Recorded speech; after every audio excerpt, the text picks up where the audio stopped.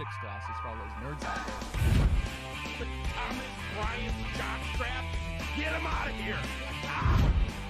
How does that not indicate to you, like, hey, sometimes, like, these prospects are awesome? Ramos, get back! They snatched that chain, boy. Get back! What's all gonna do about it? Popeye snatched that chain. Get back! We want that snack wrap. They got 3 flavors. Y'all got 1. Get back! Hey, everybody. Welcome into the Big Factor. Slow clapping it in on a Tuesday, December 2nd here at beautiful Burke Lakefront Airport. Guys, we made it all in here one piece.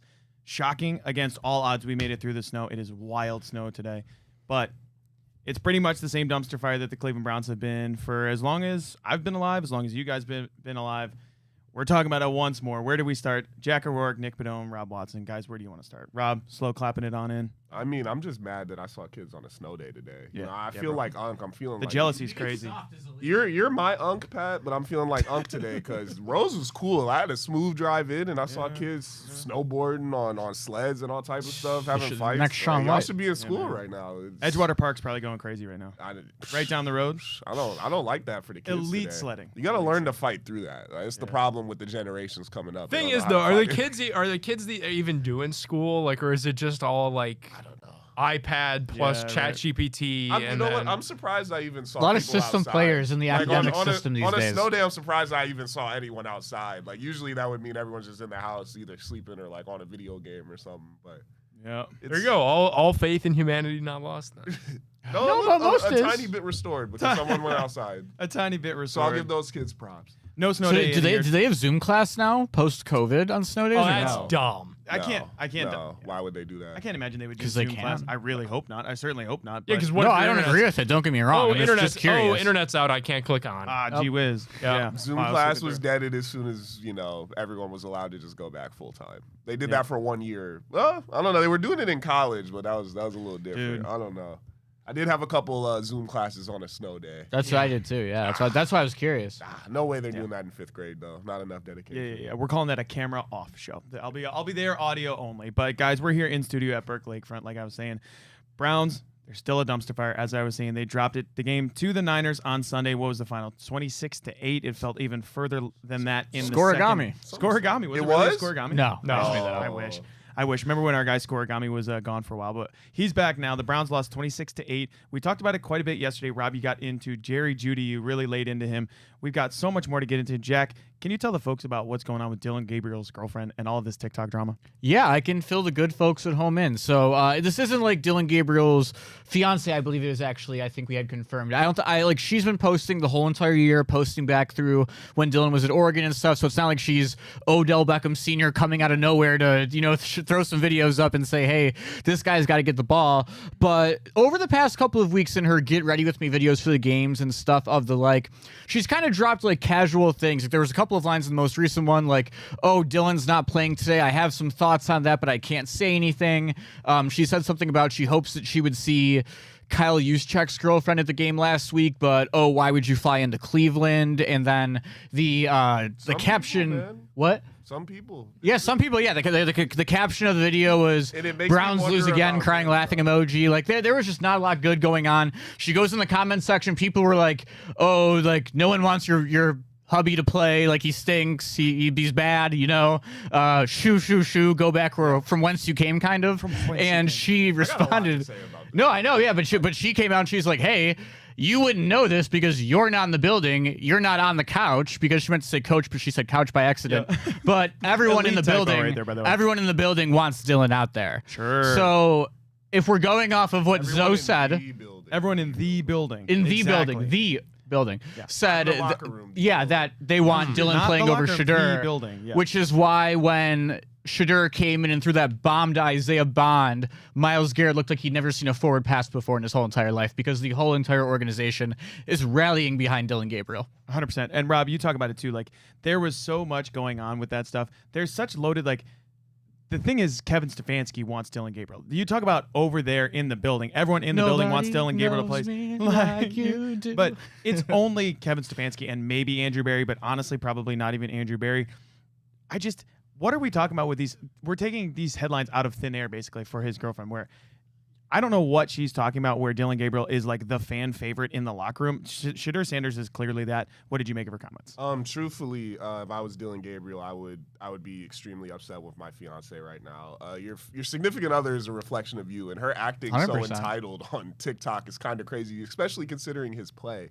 And when you go out and you're a third-round pick and you did not play well, quite frankly, for the 5-6 games you were in, last thing you want to do is be in the headlines. Yes. And right now you're in the headlines for someone who doesn't suit up, and they're now all your teammates are going to look at you like this. There's only one place she's getting this information from, and it's you. So she's now talking down about the team, the city, and other players hiddenly, subliminally in general. So now everyone's going to look at you when you come into the building the next day, and they're like, well, what's up? What are you telling her? What's the deal? You're losing respect from your guys. So he needs to go in there, and he needs to apologize to everyone. For sure. I also can't believe that she literally pulled the Joakim Noah. Like, I never heard anyone wants to go out to a vacation in Cleveland. It's such like, a played out. she's been here for 3 weeks. What do you know? When did it start snowing? Last week? Yeah, It's exactly. It's been beautiful here. Terrible. You're sitting there, and she could cost you your NFL career right man. now. Because you want to make it to a second contract? You think a team wants Best of luck, first of all. And no offense to her, but you're not even like one of those wives. Like you're not like Isaac Rochelle wife level where she's like mad popular and it's like, you know. You mean Isaac Cooch? She's doing this for like Allison like 10, Cooch's. 20K followers. Like you didn't have to put that Isaac in your Rochelle video. mentioned. You could have put your makeup on. You could have been quiet. You could have put on your fit. You could have pulled up to the game. He's in the NFL.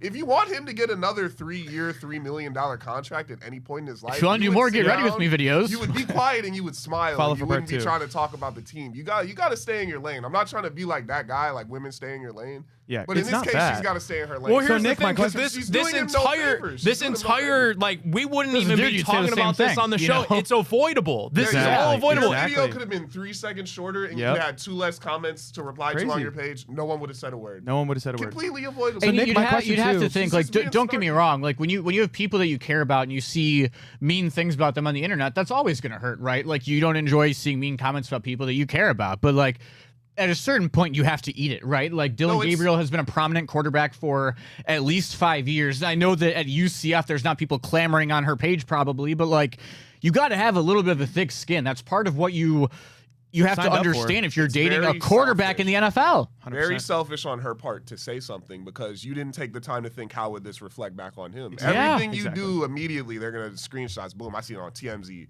Nightcap, Twitter, mad tweets, everything. 8K likes, 10K likes. Boom, boom, boom, boom, boom. That's all gonna reflect on him. So now when they come to him in the office, they pull you in the office. They're like, why are you being a distraction? You're sitting on the bench. All you're supposed to be doing is Exactly. watching film right now. This is something that could land him in the XFL, not getting a second contract. Yeah. Like he might not even be The able. Alouettes, He man. might not be able to be a Argonauts. practice squad guy because this is like the same thing with Shedeur. They're saying, well, you don't want him as a backup because of all the stuff. This same chatter, you don't want a guy with a TikTok girlfriend that's going to be yapping anywhere on your roster. Yeah, There's it's the same, like, if 80 Dylan more Gabriel's- that could be playing somewhere that they'll take. That If won't Dylan come Gabriel with is that. speaking on a controversy revolving his fiance and someone at her work, we'd say the same thing about Dylan Gabriel. Pretty much, yeah. Like you can't do that. It's very, very Imagine being Kevin Stefanski Dude. like 2 years ago, and like if you could tell him that like in December 2025, you know, like when we were going on that Joe Flacco run, like this week 2 years ago, like the Browns were in LA. It was Flacco's first start with the team. wow. They were getting ready to just make that playoff push. Elijah like imagine Moore. telling Kevin 2 years removed from that like this is what you're going to be putting up with. Because we're not even talking about like this is a 3rd round pick seemingly beefing with the 5th round pick. I've said all along that Dylan Gabriel kind of has like a bit of an attitude to him. Like that's just my observation.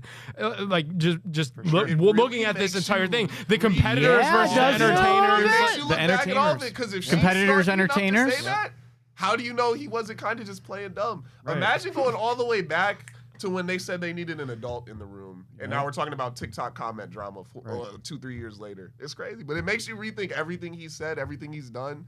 It makes you wonder about his character. Yeah. And then You- now that's saying you not only picked a guy who physically wasn't built to play the position, but you might have misjudged his character too. All that talk about he's an upstanding guy, he's mature, he's smart. Not smart enough if he couldn't tell his girl to not go do that. Because and if not we're being jeopardize fair, my job. this is the 3rd time that something like this has Something- happened. this is yeah. like- This is he's your been 3rd in- infraction. Yes. Usually Because it was three- it was the preseason. What was it? It was the preseason on the sideline was Competitors, competitors versus competitors, entertainers. entertainers. The perfect When he got timing. his start, and now this. Yeah. And this isn't defensible. You were able to walk those other ones off. Yeah. She's only This is getting that self-inflicted, info yeah. from one person. Yep. I mean, Malachi Corley ain't texting her and saying, "Hey, I want Dylan out there." Even if she just said that off the dome, say Dylan didn't say anything, go convince everyone else in the locker room that he didn't. Right. How are you gonna do that? Yeah, it ain't gonna work. It's Like you're just putting him in such a bad position. he's in a rock and a hard place right now. It's over with for bro. What do you think? What do you think ran through his head when he saw that? Oh, I would be stressing. I I'd was be surprised tweaking. that I would the be comments and the videos were tweaking. still up. I'd have been like, delete all that. Matter of fact, I would've private thought- your page, Yeah. delete all videos. I would have Like, thought that he would have been more upset, but also like he didn't really come out and be like, "Oh my gosh, sorry, Shador," when he did say the entertainers bit in the preseason. My recollection is that That's he what didn't. Dan Lanning said too. Yeah, exactly. Dan Lanning, all these guys, they've got the same agents and everything like that. It's all sorts of stuff that's interconnected in the NFL. ball. But the thing is, the funny part, Dylan Gabriel is bringing a lot of this drama on himself and the Browns too. But you would have thought that the TikTok quarterback that everyone was talking about in the pre-draft process with Shador Sanders, you would have thought that he would have been the main culprit, and he hasn't been. Imagine if Perfect he had a necessarily. girlfriend and she did this, Dude. The uproar It would be the and biggest outrage. story on the planet, Outrage. probably since Queen Elizabeth passed away. If I had to bet, Like, it would have right? been really bad. Yeah. What's crazy I is gotta assume he's apologized to the locker room. Have to, like, right? He's got to get out. He's got to go up to. And that's the stuff that like we don't. It doesn't need to be public. We don't need to know doesn't what's going on have with to, that. But but like, he I'm better. sure he talked to Shador But here's about what's something. crazy. He needs to again now because this is crazy. What if there's validity to what she said? Right. Because like I think there's genuinely an argument to be made that like I'm sure Kevin, who wouldn't even mention Shador Sanders by name 14 days ago in his press conference, probably likes the idea of getting another look at Dylan Gabriel. That was his guy in the top 100 when nobody else really had Dylan Gabriel as a top 100 draft pick. Like, I wonder if Stefanski and Gabriel kind of still have their super strong relationship, and that's where she's getting this from, that like, well, the coach wants him to play, but we obviously know that other people have influences on the football decisions that are made that we see on the field on Sunday. Like, I wonder if the decision to even play Shador is coming from somewhere that's not Stefanski. I did just see a clip Inside the yesterday house. of Brian Hoyer doing an interview talking about when Mike Pettin pulled him in his office. He said, "I've been fighting this battle for a long time, but it's the powers that be. I got to bench you." All this shows is that everything we always say, it's as dysfunctional as ever. If there could be truth to it, it could be a locker room split and divided. There could be Gabriel guys. Highly There could be doubt it. Shador guys. It could be split in the front office. There I could think it's be- the front there could office be and the Shador coaching staff. Nick, that's what I was doing gonna say, guys in too, the like, front office, it's the you- dysfunction at its finest. Because that's and you go back to that's why we saying never in win. the building. That's what she said, in the building, not in the locker room. It's very different things. Those are two very different things. Because you know in Moneyball when they won't stop playing Carlos Pena at first base, right? And then like Billy Bean has to go in the office and be like, "You can't play Carlos Pena at first base." Say, "Why not? He's my first baseman." Traded him. I traded him. Like I got with Joe Flacco. I kind of wonder if that was Andrew Berry's way of expediting up the process of Shador going from a redshirt year to actually playing some substantial amount of games this year. Jack, it definitely was. Because think Right? about Like, it this. has to be. Like the Browns, more so than any other team in the National Football League, they're so paranoid on every single sentence that comes out, every single line, and every single They press can't get burned conference. on anything. They're so paranoid about it. So when that happened, Kevin Stefanski like surprisingly told everybody, he was like, "Yeah, that took me by surprise." So it's like, okay, well, here's your head coach saying that he was surprised that his week 1 starting quarterback and team captain was traded to a division rival.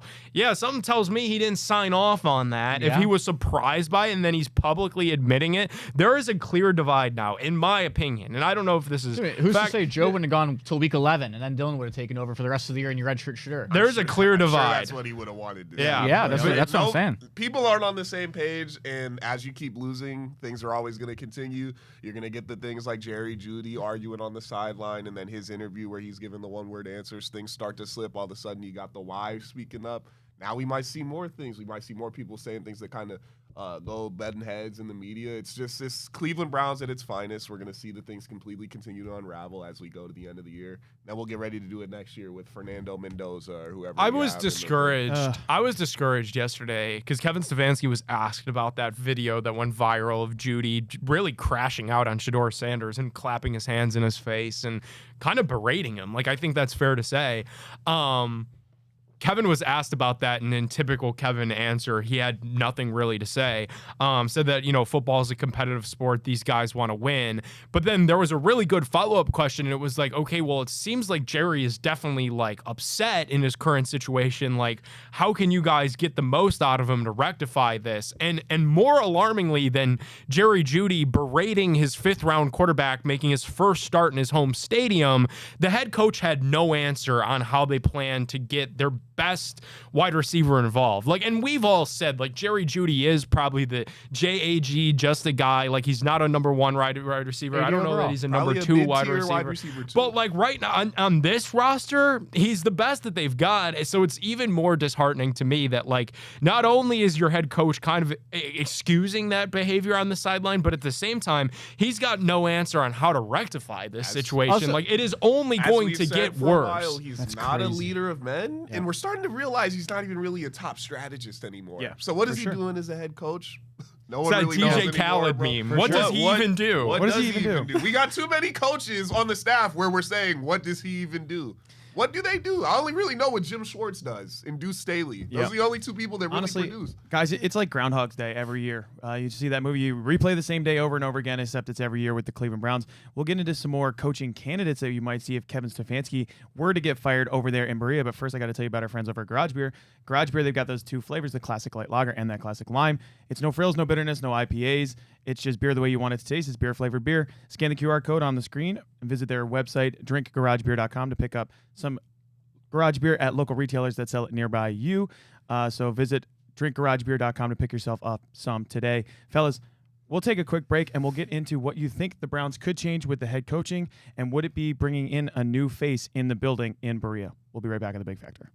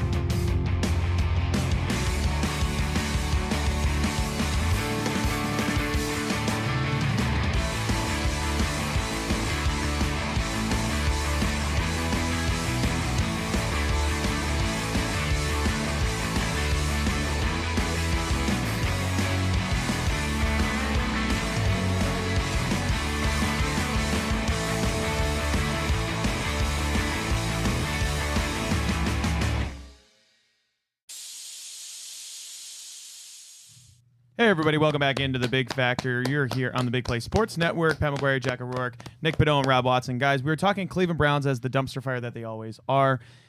You got more coaching turmoil as head coach Kevin Stefanski was very disappointing, honestly, for the millionth time, saying we got to be better, we got to coach him up. Nick, we talked about it yesterday on yesterday's episode. Don't worry, guys. Playoffs are back on. We'll get him coached up. We'll get Harold Fannin fixed on the quarterback sneak, plays like that. It's at a certain point, guys, it continues to ring hollow. Do you think the Browns will fire Kevin Stefanski? And additionally, who would you like to see as his replacement? It's a good question. I think that the Browns, I want to be careful with how I phrase this because I know it's about to get clipped.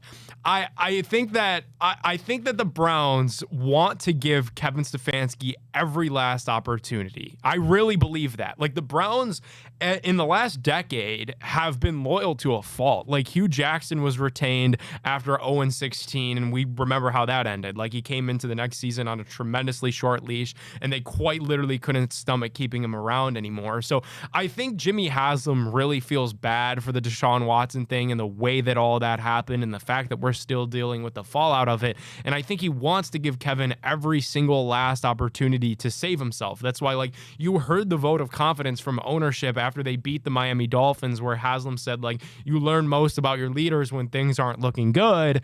So here we are. Things aren't looking good. You just had a pretty bad loss where you were blown out on your home turf against the San Francisco 49ers. You got 5 regular season games left.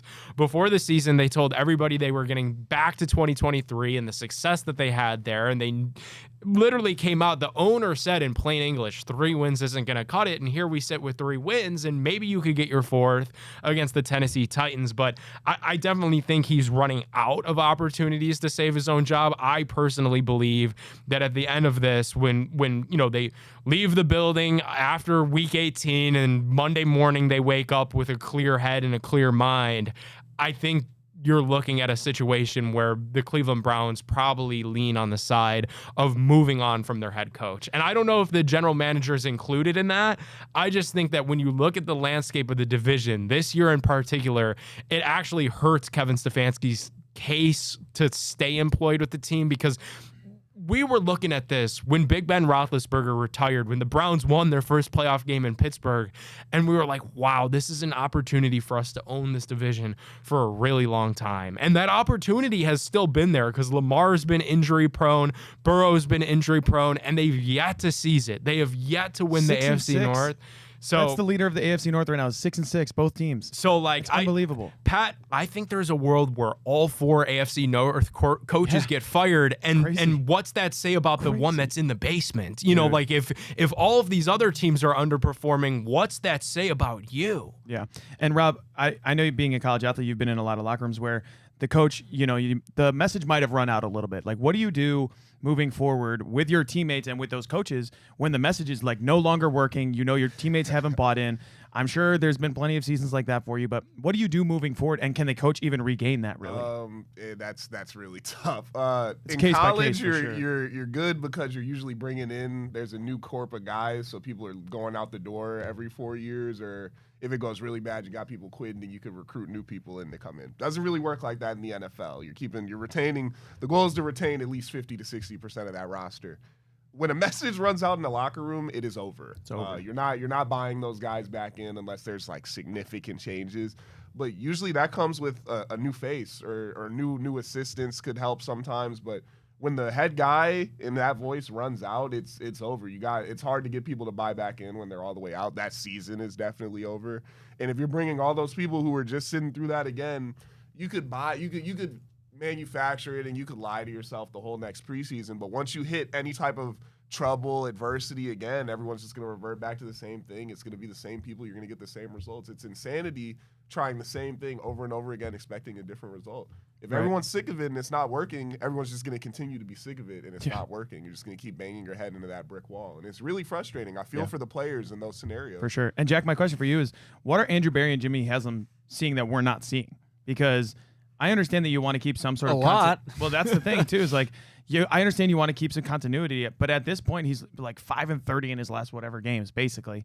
What could possibly they be seeing in the building, as we talked about in the first segment, over there with AB and Jimmy Haslam, and in terms of Kevin Stefanski? Yeah, the thing I've always subscribed to with the fact, or the only thing I can reason with in my head of why Kevin Stefanski is still around is one of 2 possible theories. One is for sure, and Nick talked about it earlier on the show today even, like there's a chance that the Deshaun Watson trade was Jimmy Haslam, and nobody but Jimmy Haslam. And because of that, like, you can't really blame the GM and head coach for a problem that you caused. Like, if you're the one who ultimately took away those draft picks and that cap space, like, yeah, obviously the results were going to decrease heavily when Deshaun Watson didn't work out. The other, and this is a much tinier theory I have of mine, but like Jimmy Haslam comes from the Steelers, like that. Is it the Mara family runs the Steelers, correct? Or no, it's the Giants. The Rooney family that runs the Steelers? Rooney family, yeah. I always confuse their names because of Mara Rooney. But no, the Rooney family in Pittsburgh, like they have fired 3, and there's a lot more success than in Cleveland, obviously, but like over the last 45 years, they've had 3 head coaches. So like I think they truly believe in continuity and sticking with people, like if they believe that they have their head coach. So I think if that's the case, like you could see a world where, hey, if they believe in Kevin, they think Kevin's the guy, they just messed up on the quarterback, they'd keep him around. I think there's another layer of that too, Pat, where it's you know that the guy could coach because you've seen it before. It's just the message. It's your point. It's that the message has probably run out more so than anything because you've seen him coach good football. It's just the results haven't matched up recently. So I do think there's probably a bit of hesitancy because, okay, I could let this guy go and he could go somewhere else and become a good coach again.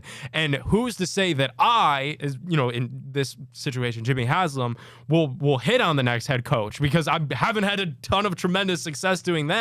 Even when I've made the popular hires, like if you guys remember, like Hugh Jackson was a wildly popular hire. That was like the highest graded hire in that cycle, and it just didn't work because the talent wasn't there, and he ultimately couldn't mesh with the other decision makers and the general manager and stuff. So I think there's probably a lot of apprehension just because there's no guarantee that he gets the next guy right, and he knows that there's a good coach in there somewhere. It's just probably the message has run out, and it really just raises the question, at what point is enough, right? Because last season it could have been enough. Like, not many coaches survive a 3-win season. Could you survive it 2 years in a row? That's pretty unlikely. How often does that happen in the history of the NFL, do you think? You stuck on it, and we keep saying it, but you got to consider that the guy could have had lightning in a bottle once or twice, and it's just not coming back out. Yeah. It happens. It happens to coaches the same way it happens to players. You coach a couple good years, you had a good team, you had great assistants, you had a great staff, and now you're off by yourself, and it doesn't look good anymore. It happens all the time. Yeah. He At might this just point, not be that guy as a coach. What's his career percentage winning as a coach? Dude. The great coaches, well below 500. regardless of some 500. bad teams, they're gonna stick around that 500 mark, a little bit over. You got to call it into question, and like I've said it a million times. 42 and Said it a 51. million times on the show. If they're scared to make the decision to win, we're never gonna win. You can't win being scared. Scared money makes zero money. So if you're scared to make mistakes, you're always gonna make more mistakes, and you're gonna keep living in the ones you made in the past. and one of the What main do you think our differences, record is too- over the last 2 years with Shanahan, though? Like, how much different is it? It would be better. It would be much better. Better, like marginally better, You or could like at a least lot Probably better? an extra. Because 3 to I 4 think in wins this some ways season. it is a little bit tough to just like throw out the what's his winning percentage right now when like it's no one's gonna win with the guys they've had the last 2 double years. the wins if Kyle Shanahan's the coach. You think double the so? wins. Yes. At a certain point, though, too, Kevin Stefanski early on when he was winning that first Coach of the Year, we were winning with the help of Kevin Stefanski. I understand that playoff game, he had COVID, he was in the basement or whatever, couldn't watch the game, but there were a lot of games, if you remember, in those 2020, 2021 era where Kevin Stefanski really was calling plays incredibly well, and we won games because of it. You had guys popping up. You had Austin Hooper playing well. You had tight ends like that. He's gone completely away from that scheme. It's just crazy to watch because it feels like Kevin Stefanski just doesn't really do anything. When we talk about yesterday, guys, the play where Harold Fannon's trying to go for it on 4th and 1, the rookie tight end comes in to do the tush push sneak. The play clock is running down with 5 seconds left. As your head coach, how do you not call a timeout? You see that the play clock was already at 7 as they're running onto the field, Jack. We saw it right away. I mean, the whole play was doomed from the start. As a head coach, why would you doing not? a Texas Hold'em? Which way do I go? Like 8 seconds left on the play clock. There's just so many moments that lose you a football game. Like, you don't punt there. I like the decision to go for it. You're 3 and whatever, obviously, but decisions like that from Kevin Stefanski to not call a timeout, to not have the greater wherewithal to call a timeout in that situation, something like that really loses you football games. And that, in my opinion, is why he will be fired by the end of the year. But it remains to be seen, guys. Do you think Jim Schwartz, if he did take over as an interim, would be good for this football team this year? And I will say, I don't think they go the interim thing. I don't think that. I mean, maybe So you there's think he finishes the year regardless. Maybe there's a world where like What if it's they got doomsday. skunked by the Titans? I mean, then it's possible, but I think the defense is too good. That's not going to happen. I But what think if they're it's like going an ugly 20-3, but it's like a really ugly 20. I just don't think that's going to happen. 2 pick sixes, or they ran 2 kicks back. That's the only way. I mean, Yeah. have those things not happened before? Yeah, but- and you fire Bubba Ventrone finally, who still has a job. Yeah, Incredible. They're Is going he to play active? out the string. They're going to play Yeah. out the string as of 10:31 a.m. And then when you look into next year, like I think the worst thing that you could do, and it's probably what they're gonna do. I hate to say this, but like I think the worst thing that you could do is hire like a Stefanski like mutant to try to find like what Stefanski was, and you get somebody that's a young coordinator that's never really done it before. Like with this defense, is ready to go right now. Like, this doesn't have to be that hard. Get a proven-ish head coach. It doesn't even have to be anybody crazy. Get that guy some good coordinators, and let's go. Like, fix the offense, and you're going to be so good. Like, you look around the league, like, offenses are kind of down. Like, it is, like, teams are getting it done with defense, so just fix that, and you're going to be fine. Yeah, guys, as we flip over to the college football ranks, too, we'll get into the rankings coming up next, but there were a lot of head coaches. Kevin Stefanski was kind of in a similar spot as Ryan Day, where you had some success in the past, but a lot of big profile losses up until last year against Michigan. Ryan Day was kind of on the hot seat as we flip over to college football. We'll get into that one coming Hopefully up. the Browns run the table and make the playoffs. Could Ohio State beat Michigan? Could Ohio State beat the Browns? But we'll talk about that with the college football conference championship week and the rankings coming up next.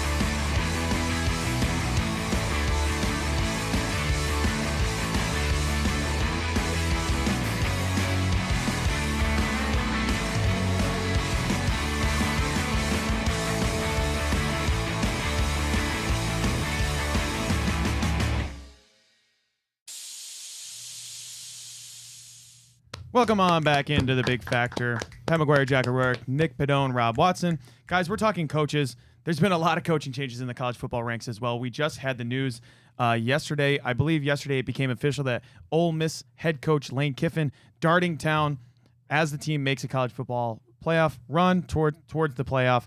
He's going to the LSU job, guys. There's a lot of coaching changes around college football right now. Pat. That's what I was going to ask you, Jack. Is he the worst villain in college football right now, Jack? Take it away. No, because Brian Kelly does still have a heartbeat, so as long as he is ticking on this planet, he will, in fact, be number one on the list. But Noted. Lane Kiffin is number two. And I don't know if you saw this, but the big news that broke, building off of what we talked about in yesterday's show with Lane Kiffin, is the news about the add-ons to his contract. This is like the first of its kind in college football history.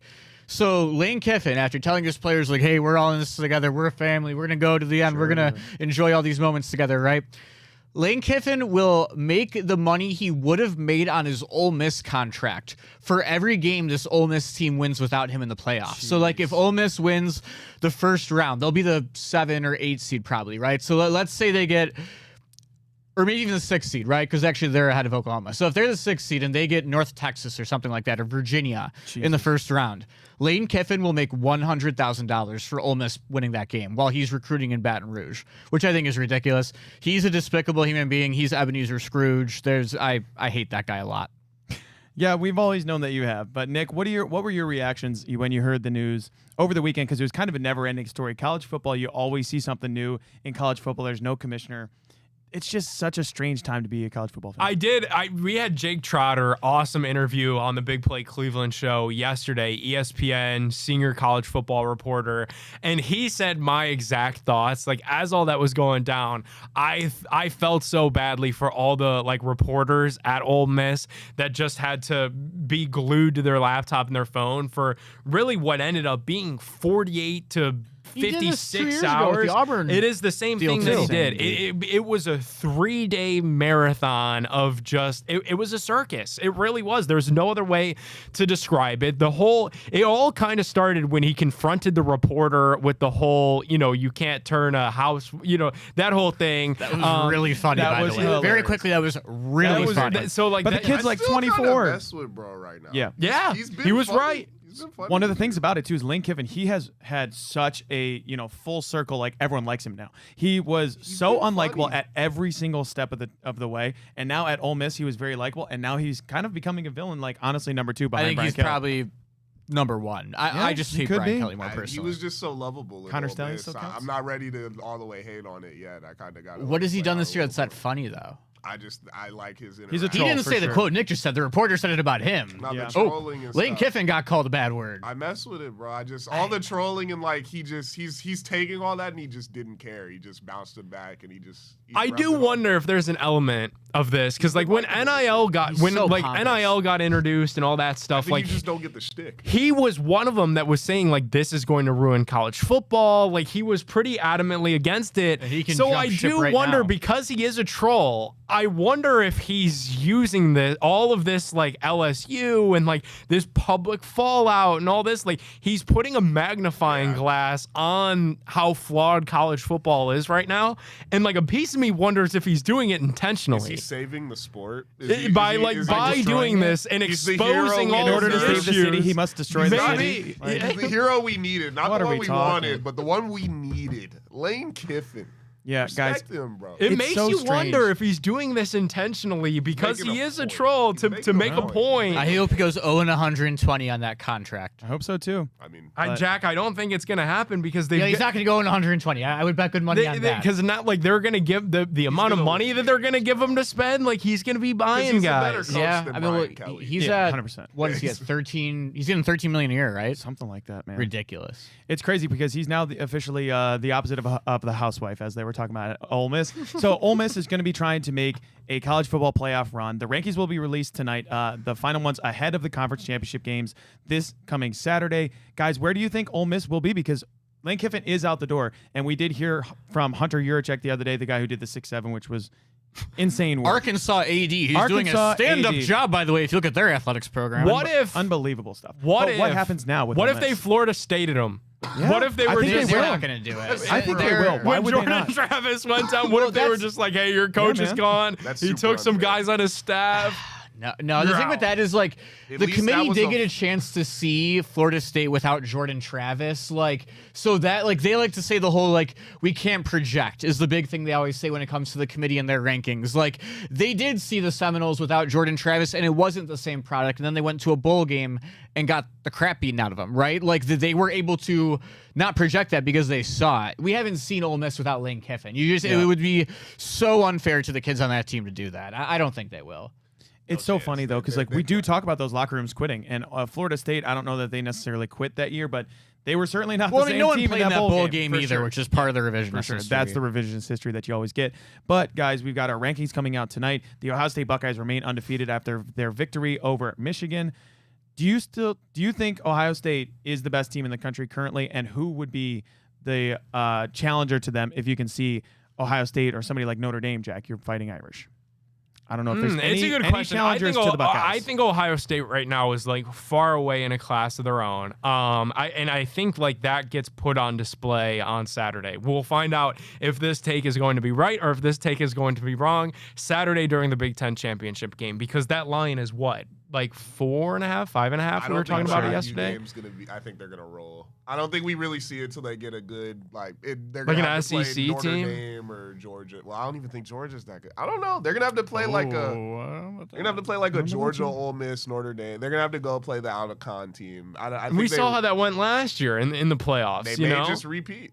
They may just. They may just. I don't know. Man. They may Yeah, I mean, I'm not an Ohio State fan, so I guess my perspective. Well, I mean, Rob's not either, but I mean, I guess my perspective is a little bit different than these two guys up here on them. I don't know, man. Like, I think Georgia has the best chance of keeping up with Ohio State. I know Rob kind of thought differently than me on that, but I think Georgia's defense has really picked it up in the second half. Like the way they've been winning ball games in the second half of the year, like leading up to that Texas game, like they seem to be the team in the SEC that is peaking at the right time and going up. Whereas like Texas A&M, you catch that loss last week.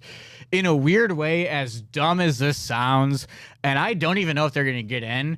If Texas gets in, man, I really do think they can give anyone a game. Like, I know that Vanderbilt's you. ahead of them right now. I don't think Vanderbilt gets in either, but Texas has 3 better wins than Vanderbilt does this year, including Vanderbilt themselves. Like, Texas is a good team if they get in. Like, they have the dudes on the roster where, like, they have the ability they could put it together any week. And then the last team I would say in that group, bias, of course, is Notre Dame. I think the odds of Notre Dame beating Ohio State are much lower than the 2 teams I just listed prior, but, like, I see a world where I mean, I don't know. I thought Michigan kind of ran at will on Ohio State early on in the game on Saturday, and I think that if you take a better offensive line and better running backs, I think you could see that project forward. But for Notre Dame, it would be the secondary that would scare me. A rematch between Notre Dame would be unbelievable. That national championship game would be It would happen incredible. in like I mean, it'll be the Rose Bowl. I know, it'll be the but I'm second saying round. like if it did work out that way, where it would be a rematch, I guess, of the national championship. early prediction of everything like stood pat, I would say Ohio State, Georgia national championship. Yeah, But I think that's where we're at right now.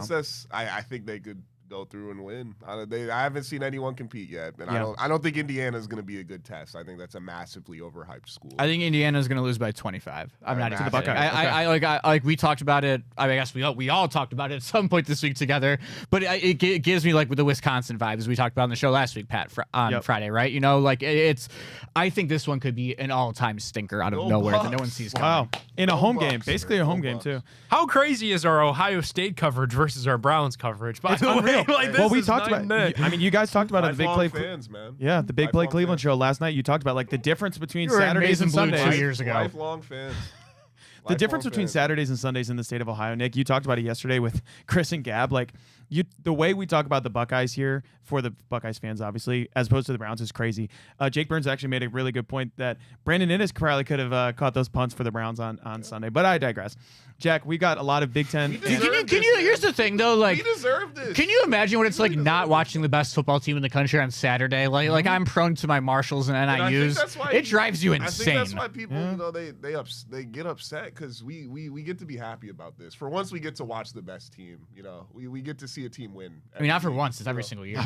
It's beautiful. Well, I'm You guys talking can't about even. You guys. I don't even know how you guys have Browns. misery. Saturday. You watch winning football all the Saturday, time. you're happy. Sunday, you're sad. It's been that way my whole life. It's such a weird. Here's the thing, though. It's that the Sunday hurts way worse than yeah. the Saturday is fun. See, I'm like probably. that's- I'm so probably a bigger that you college fan expect than I am an them to NFL win fan. So it's every the time. opposite It's for me. just- It's Yeah. just, but you're so. I just like, care about college more than the NFL. Yeah. I care about Ohio State, but it's hard to care when I know that every year they're going to Yeah, be yeah. good. Yeah. It's always going to be a 98 overall team, and it's will they get it all the way done? But I'll get to see big football all year regardless. Yeah. Versus seeing a non-product. Especially on with the other end. landscape of college football these days. It's basically the Big Ten versus the SEC all along, Jack. There were a lot of college football head coaching firings and hirings. We had Lane Kiffin, obviously, to LSU. The Penn State job is open. Pat Fitzgerald over to Michigan State. Oh, that was kind of a cool one too. That was an interesting one. Shout 'cause he out, went shout out from- to Pat Fitzgerald too, Yeah. because like the way he had that Northwestern competitive for his whole tenure there. I believe he went to Northwestern too. Actually, like he had that hazing scandal that ousted him. It came out that he kind of wasn't involved in that, and he made a whole sum of money from J.G. Wentworth after that deal broke down. So now he's back in college football. So nice for him. But I wanted to ask you guys. There's kind of been two names that are really breaking big for the Penn State job right now: Kalani Sitake from BYU and Brian Dable, formerly of the New York Football Giants. Which one do you think would be more interesting I think Dayball's for a Penn huge State? miss if Daboll would And be who more you think? interesting. And I That'd guess be the funny. third candidate But it's a is huge miss. Manny Diaz, who was the Duke head coach and was the DC for James Franklin at Penn State for a while. If they don't keep Terry Smith as the interim, I believe his Yeah, name Terry is. Smith, But like, I think no one thinks It's they're going to just keep when him. are schools going to learn that the big NFL name just doesn't mean good college Yeah, coach? correct. It's not the same thing, like at all. And Yeah, and that's it just doesn't what I work in the see reverse happening. either. It doesn't work in the reverse, It Matt really Rule. doesn't. It's different. The reverse. Now, I think It's- sometimes Ever. the pro to college works a little bit, Feliciano's like now with doing Urban Meyer, okay, but like the bro. other way around does not work. But I mean, Meyer wasn't a good pro like that. I didn't even really ever consider that. He's always been a college Yeah. guy to me. Yeah. It's really sure. it's two completely different things. Dealing with men versus dealing with kids. I get they both make money now, but it's still two completely different landscapes. Look at And Bill. I think Dayball would do awful if he went to Penn State. It would be a mess. It wouldn't be good. I agree with that. 'Cause I he's think it also would- the- and with that said, I'm cheering for it. Oh, no, it'd be It would be a hilarious. great headline. It would be a great headline. He'd be the only guy to make a funnier face on the sidelines when Penn State is losing to James Franklin. And like he all, has, all of a sudden, looks when your true sophomore, running back goes out there and he just completely runs the wrong way and they toss it to nobody, like Yeah. he's not going to know what to do about Yeah. that. The, Like, the one thing I will say Mike is like Tomlin with the Dable frown. was known Yeah, as like- Dable was known as a ridiculous recruiter when he was last in college football. Like the only issue is last time Brian Dable was in college football was Alabama's OC in 2017, which was long before the NIL era started. So who knows when all of this mess is happening now with Pandora's box open. Yeah, long ago, guys. We have a lot of favorites. You asked about Ohio State earlier. They're 4.5-point favorites to Indiana. That's Easy basically cash. yeah. 4.5. 4.5. They're Yeah. calling it a money line. Were they game. drunk? I don't know. It'll hey, be man. 30 to Matt Fontana and I took 10. minus 16.5 for the Buckeyes over Michigan on the show. That was at plus money. So I'd encourage you to bet the Ohio State Buckeyes plus money if you Free can get it. spread. And then Guys, if you're gonna take them, take Sayan for the Heisman. There you go. Yeah, pretty much. Free- Have Yeah, you, that's like- plus money too? that's Free parlay, courtesy. bro. Yeah, he's second now. He's plus 155. Have you seen Ohio last State's we looked. defense? Dude, it's What is Oh, Fernando? yeah, we what is don't- we- Fernando yeah. Mendoza gonna do? Yeah, we don't watch the game. yeah, check into the We don't Bobby know. Carpenter show. No, I mean, I wasn't saying that as if like You must- obviously you guys have you must it. not I'm watch a saying, lot of like, Buckeyes football. Whoever set the lines, have you seen Ohio State's They're defense? saying Mendoza's him. They're saying he's that guy.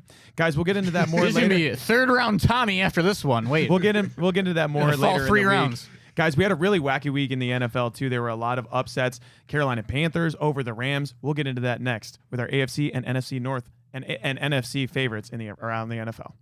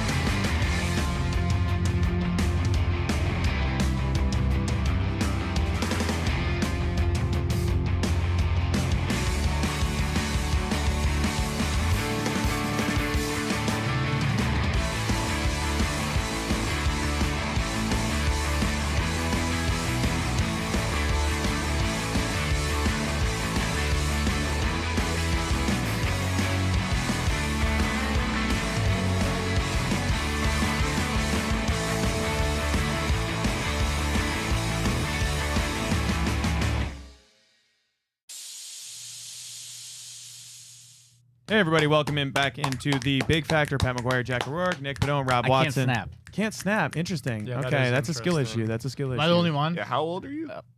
23 and I can't snap. Wow. Come on, bro. Off the rails immediately. Could you roll your tongue? That's some that like Like they roll say your a lot Rs of people too? cannot. What, like rolling the R's or like flip? Oh, like like literally that? just doing that. like that, John? Yeah, like they say that a lot of people can't do that, Wow. but we all just did it. I So guess. class above over here. Yeah. Class above. Yeah. That's what we're working It with. just at the Big means Five more. Sports Network.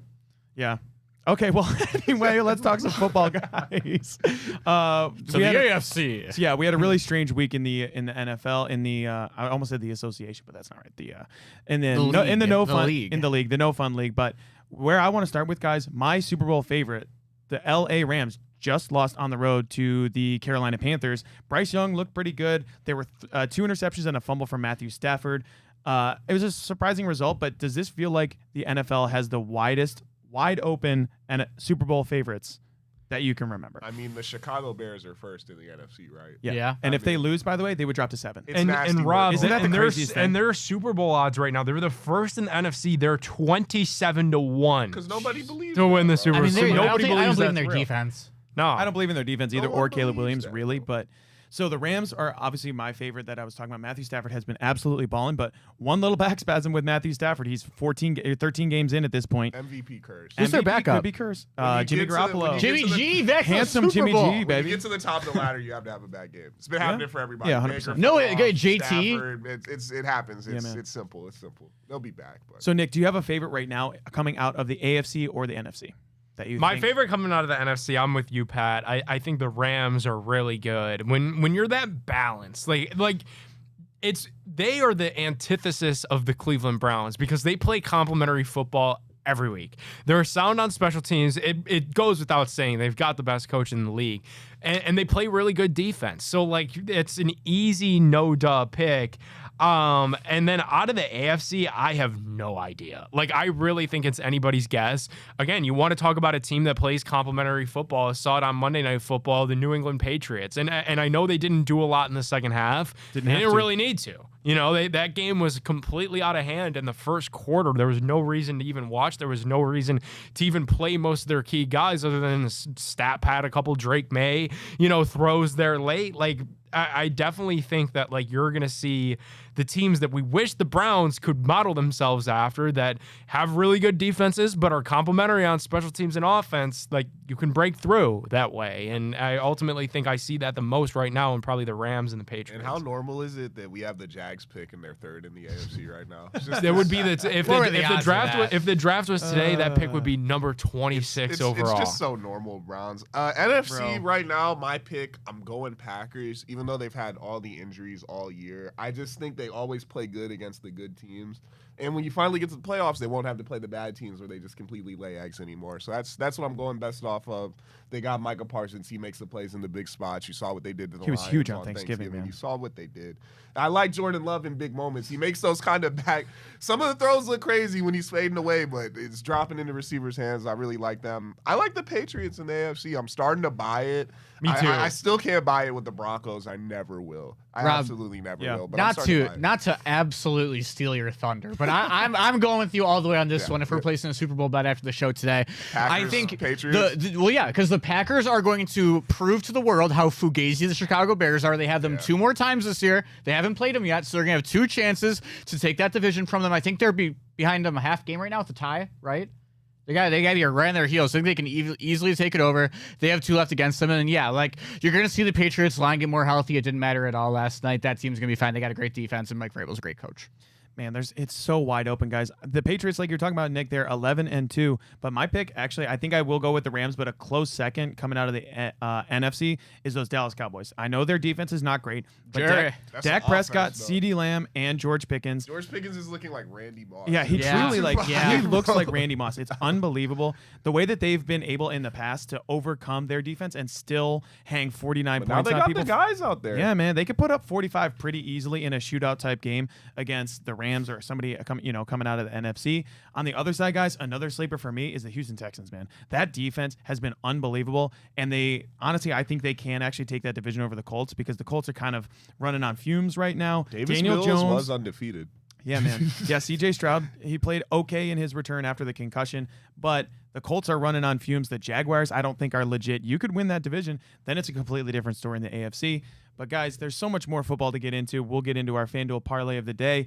Nick, if you want to tell us about our friends over at FanDuel. Yeah, guys, absolutely. I've actually got your guys' Super Bowl matchup pulled up on FanDuel right now. The Patriots and the Packers plus 2,700. 27-1. Super Bowl rematch on too, 31 from the Super Favre Bowl days. Super Bowl 31 rematch. Right now, but you guys know how fast NFL game days move. One big play and everything changes. That's why live betting on FanDuel is truly a game changer. With FanDuel, you can bet in real time when the game unfolds. If the score just flipped, you could jump on that new spread or the live money line. That wide receiver's heating up, you could bet the next touchdown score or his total yardage. Think the next drive stalls in the red zone. Take a live field goal prop or fade the total. Live player props, team totals, drive results, updated spreads, next play markets. It's all there on FanDuel, and it's fast. It's fun. With FanDuel, your live bets move as quickly as the game does. So whether you're riding momentum or just fading the hype, FanDuel puts you right in the middle of every single moment. Visit FanDuel.com/bigplay to download the app and bet the NFL live all season long. Must be 21 plus, present in select states. Gambling problem, call 1-800-GAMBLER or visit rg-help.com. All right, Jack, take us away for our FanDuel parlay of the day. Absolutely. Let's do it. Whoa, we always have 4 legs. I don't know why I said whoa. That's very normal for our parlay. Whoa. Okay, starting out nice, though. We're going to Spurs at home. They got the Grizzlies tonight. The Grizzlies can never figure their bleep out. So we're going Spurs money line. And then January, February, Izzo. We're getting it done tonight. Iowa heading into East Lansing. Michigan State money line. We're riding with Sparty tonight. And then, hey, some more college basketball. I was informed before the show that Trae Young has been gone from Oklahoma for 9 years now. He's not coming back in the gym. Wake Forest, new team this year. Shout out Jeff Demon Teague, Deacons bro. money line. And to what do my wondering eyes appear? I can even throw this one in. Micah Shrewsbury and the fellas at home in the Joyce Athletic Center tonight. They got Missouri. We're going with the Fighting Irish to win a basketball game. Hey, guys, they got a great offense, so it'll be a fun game to watch if you tune in on the ACC Network. Spurs money line, Michigan State money line, Wake Forest money line, Notre Dame money line. Let's get it done. Yeah, guys, go get yourself some money. Win that on the FanDuel Sportsbook, as always. Another good factor, guys. Thanks for tuning in, everybody, on The Big Factor. We'll see you next time.